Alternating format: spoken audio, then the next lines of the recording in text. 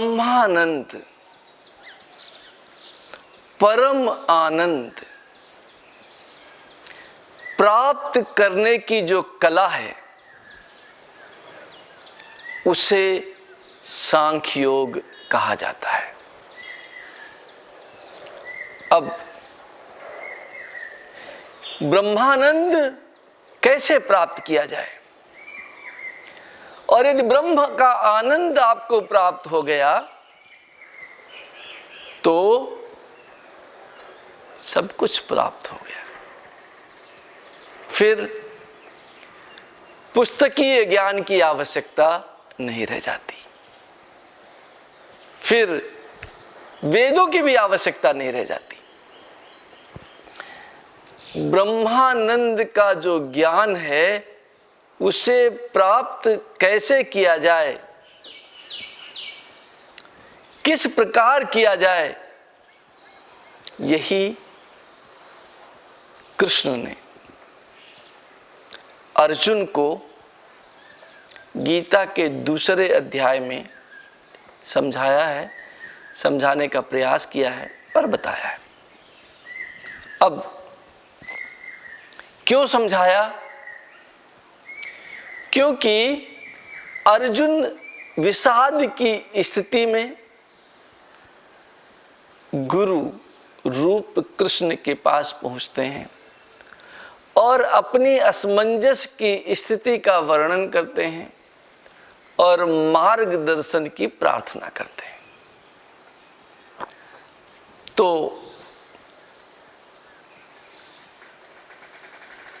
भगवान ने कहा, कृष्ण ने कहा, सांख्य योग के द्वारा आप इस असमंजस की स्थिति से दूर जा सकते हैं।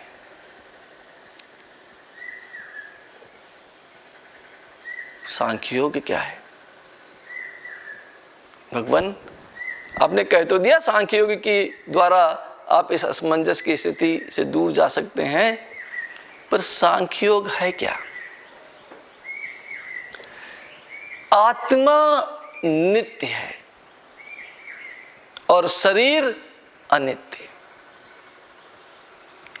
इस चीज को समझ लेना सांख्य योग है।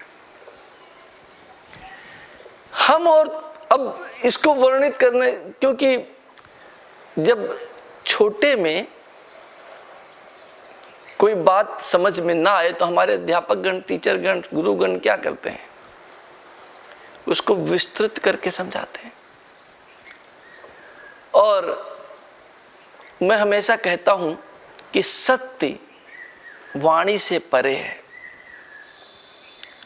तो जैसे ही हम बोलना प्रारंभ कर देते हैं वो पूर्ण सत्य नहीं रह जाता। पूर्ण सत्य का तो आप सिर्फ अनुभव कर सकते हैं। पूर्ण सत्य का आदान प्रदान नहीं किया जा सकता। Truth is beyond expression. तो पर दूसरा माध्यम तो यही है जो आखिरी में कृष्ण ने किया कि आपको ध्यान के माध्यम से, समाधि के माध्यम से उस ज्ञान को दिया जाए जिसे सत्य कहा जाता है। और जब वो ज्ञान प्राप्त हो जाता है तो असमंजस की स्थिति पूर्ण रूप से छंट जाती है और सांख्य योग पूर्णता के साथ हमारी समझ में आ जाता है। सांख्य योग है आत्मा नित्य है और शरीर अनित्य। इसलिए शरीर में जो हमारी आसक्ति है उस आसक्ति का हमें पूर्ण रूप से परित्याग कर देना चाहिए। और जब आत्मा अविनाशी है, नित्य है मतलब अविनाशी है, और तो अगर ये अविनाशी है तो इसका विनाश संभव नहीं। मैं कौन हूं? आत्मा ही तो हूं। आप कौन हैं? आत्मा है। शरीर तो मेरा है, मैं शरीर नहीं हूं। मैं शरीर नहीं हूं, शरीर मेरा है। और जब यह बात आपकी और हमारी समझ में आ जाए कि आत्मा अविनाशी है, फिर इसको मार तो नहीं सकते, क्योंकि जैसे अविनाशी हुई वैसे ही ये अदा ही हो जाएगी, अछेद्य हो जाएगी, अक्लेद्य हो जाएगी, अशोष्य हो जाएगी, अचल हो जाएगी, स्थिर हो जाएगी और सर्वव्यापक हो जाएगी, सनातन हो जाएगी, फिर अवध्य हो जाएगी। बध तुम्हारा किया ही नहीं जा सकता, कष्ट तुम्हें दिया ही नहीं जा सकता। कष्ट और बध तो शरीर की स्थितियां हैं जो आप हैं ही नहीं। आप क्या हैं? अविनाशी हैं, आत्मा है। इस चीज को समझ लेना ही सांख्य योग है। और जब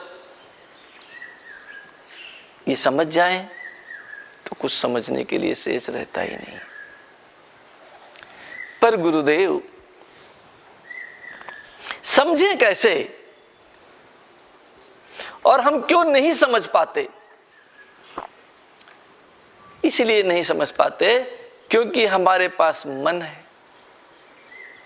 मन के साथ 10 इंद्रियां जुड़ी हुई हैं, 5 कर्मेंद्रियां और 5 ज्ञानेंद्रियां। ये सब अपने अपने विषयों में लिप्त हैं। और जब ऐसी परिस्थिति होती है तो हम राग रहित नहीं हो पाते, डिटैच्ड नहीं हो पाते। और अब देखिए, मन है तो मन के साथ उसकी 10 इंद्रियां हैं। 10 इंद्रियों के साथ उन इंद्रियों की कामनाएं हैं। देखिए, मन से आप इंद्रियों में चले गए, इंद्रियों से इंद्रियों की कामनाओं में चले गए। जब कामना होती है, कैसी? कोई भी कामना, मेरा पुत्र मेरी सेवा करे। कामना से दुख का जन्म होता है। क्यों? क्योंकि जब कामना की पूर्ति नहीं होती तो दुख और क्रोध आता है। कोई भी कामना, आप गए 15 किलोमीटर, इस सोच में ये कामना थी कि ये व्यक्ति मैं जाऊंगा और 15 किलोमीटर चल के जाऊंगा, मिलेगा और मिलते ही मुझे 1500 रुपए दे देगा और मेरा आज का काम निकल जाएगा। आप 15 किलोमीटर दौड़ करके, साइकिल लेकर के, स्कूटर लेकर के, कार लेकर के, जो भी आपके पास साधन है, उसके पास जाते हैं, वहां वो मिलते नहीं। क्या होता है? झुंझलाहट होती है, क्रोध होता है, दुख होता है। और क्रोध, झुंझलाहट, दुख, यह अविवेक को जन्म दे देते हैं। अविवेक क्या है? इच्छा हुई कि 2 थप्पड़ खींच के लगाऊं जैसे मिले मुझे, ठीक है, यह अविवेक है। तो क्रोध, दुख और झुंझलाहट से अविवेक का जन्म हो गया। अविवेक से जब आप गुस्सा करते हैं और अविवेकी हो जाते हैं तो क्या होता है? चीजें भूल जाते हैं। आप अपने अच्छे संबंध जो 6 महीने से, साल से, 5 साल से, 25 साल से थे, उसे भूल जाते हैं। और पूर्ण रूप से क्रोध में लिप्त हो जाते हैं। तो इससे स्मरण शक्ति का ह्रास हो जाता है। देखिए, मैं समस्या बता रहा हूं कि सांख्य योग आप उस परिस्थिति को, उस ब्रह्मानंद को क्यों नहीं प्राप्त कर पाते हैं। और जब स्मरण शक्ति खत्म हो गई तो आपकी बुद्धि का विनाश हो गया। बुद्धि का विनाश होते ही जो विजडम है, जो ज्ञान है, बड़े सारे चीजें, मन अलग है, बुद्धि अलग है, ज्ञान अलग है, तो जो ज्ञान शक्ति है वो आपके पास नहीं रह जाती। ठीक है। और जब ज्ञान शक्ति नहीं रह जाती तो श्रेय साधन का विनाश हो जाता है। उस श्रेय साधन क्या है? ऐसा साधन जो हमें ईश्वर की ओर ले जाए, उसे श्रेय साधन कहते हैं। ज्ञान शक्ति नहीं तो श्रेय साधन का विनाश। श्रेय साधन का विनाश होते ही आस्तिकता समाप्त हो जाती है। मुझे मेरा भगवान में से विश्वास ही उठ जाता है।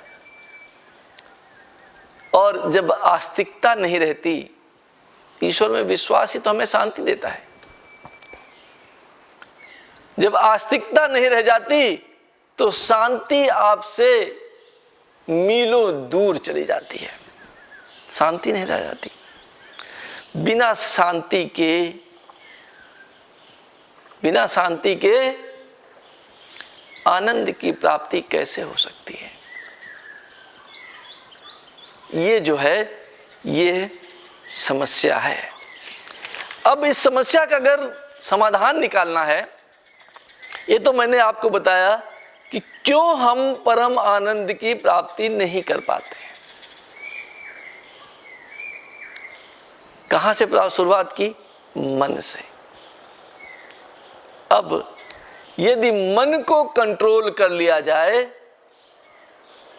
मन को भागने नहीं दिया जाए, तो वो इंद्रियों में नहीं बसेगा। और यहीं से स्थिर बुद्धि प्रारंभ हो सकती है। स्थिर बुद्धि क्या है? स्थिर बुद्धि ये है कि मैं अपनी इंद्रियों में लिप्त नहीं हूं। अब अगर आप इंद्रियों में लिप्त नहीं है तो कर्महीन हो जाते हैं। कर्महीन अवस्था संभव नहीं है। तो क्या कर सकते हैं? इंद्रियों की कामनाओं का त्याग नहीं कर सकते। इंद्रियां तो अपना काम करती रहेंगी, पर आप अपने मन के द्वारा उनमें आसक्ति का त्याग कर सकते हैं। कर्म का त्याग नहीं करना है, कर्म की आसक्ति का त्याग करना है। अब आसक्ति का त्याग क्या है? कर्म के साथ फल जुड़ा हुआ है। कर्म के साथ फल जुड़ा हुआ है। पास नहीं होना तो पढ़ूंगी क्यों? पर पढ़ना जरूरी है और पढ़ना ही आपके हाथ में है। पास होना ना होना तो आपके हाथ में है ही नहीं, पढ़ना आपके हाथ में है। इसलिए अगर ब्रह्मानंद की प्राप्ति करनी है तो मन को वश में कर कर्म के फल से इंद्रियों का जो कामना है, उसके जो आसक्ति है, उसे छोड़ देना है।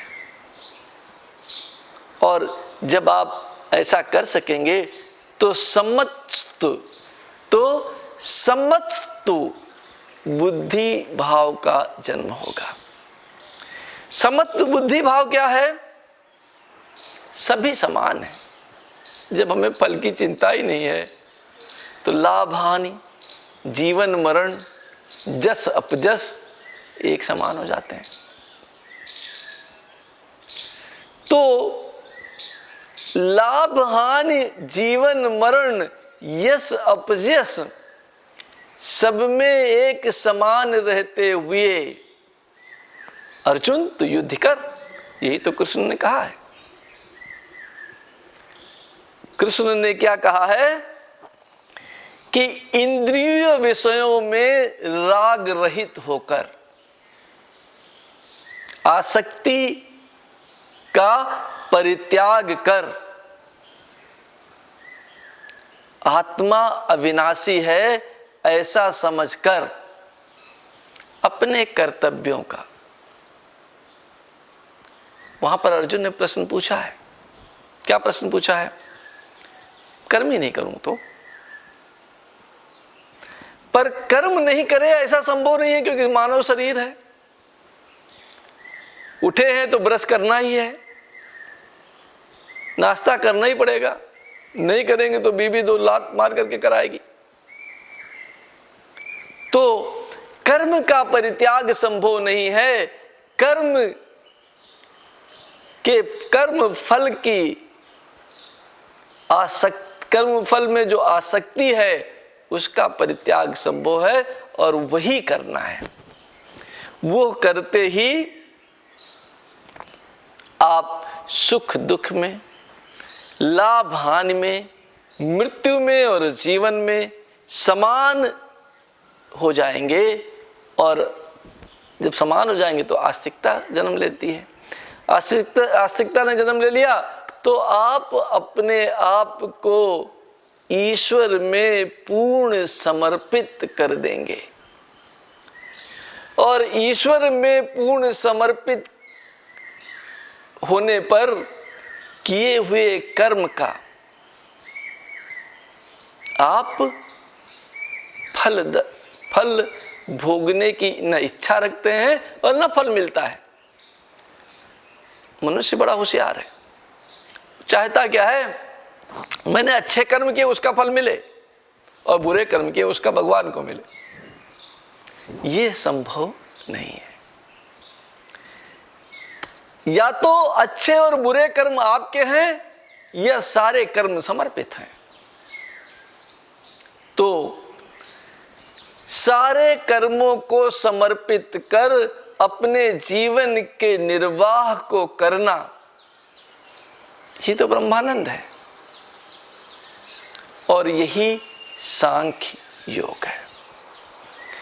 सुख दुख में जो व्यक्ति एक समान रह सकता है वही मोक्ष का अधिकारी है। यदि हम सुख और दुख में सुखी हो गए, दुख में दुखी हो गए, तो हम मोक्ष के अधिकारी नहीं हैं, और हम एक सामान्य साधारण जीवन जी रहे हैं जहां पर हमें कर्म योग का ज्ञान नहीं है। अब हम गीता में चलते हैं। कृष्ण कहते हैं, अर्जुन, इन्हें तुम नहीं मार रहे हो, तुम तो मात्र निमित्त हो। इसलिए स्वयं को उस ईश्वर में समर्पित कर, मुझ में समर्पित कर,